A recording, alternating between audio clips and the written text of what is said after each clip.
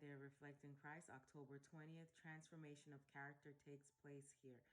Psalms 84, verse 5. Blessed is the man whose strength is in thee.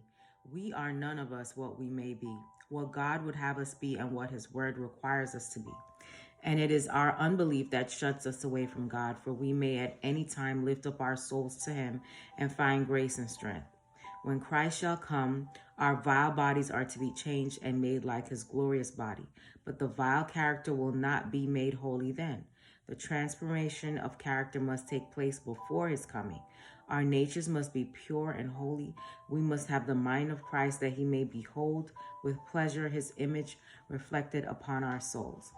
Enoch was a marked character, and many look upon his life as something far above what the generality of mortals can ever reach. But Enoch's life and character, which were so holy that he was translated to heaven without seeing death, represent the lives and characters of all who will be translated when Christ comes. His life was what the life of every individual may be if he will live near to God. We should remember that Enoch was surrounded by unholy influences. The society around him was so depraved that God brought a flood of waters on the world to destroy its inhabitants for their corruption. Were Enoch upon the earth today, his heart would be in harmony with all of God's requirements. He would walk with God, although surrounded by influences the most wicked and debasing. The palm tree well represents the life of a Christian.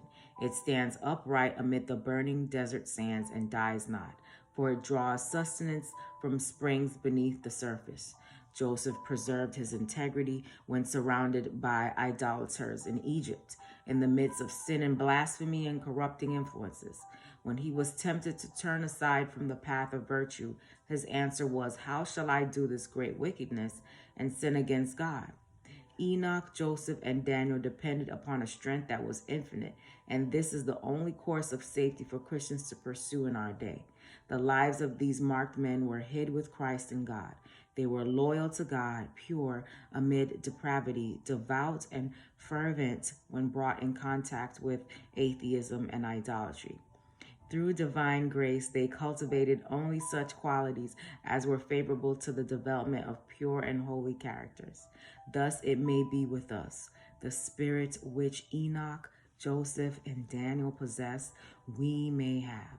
We may draw from the same source of strength, possess the same power of self-control, and the same graces may shine out in our lives.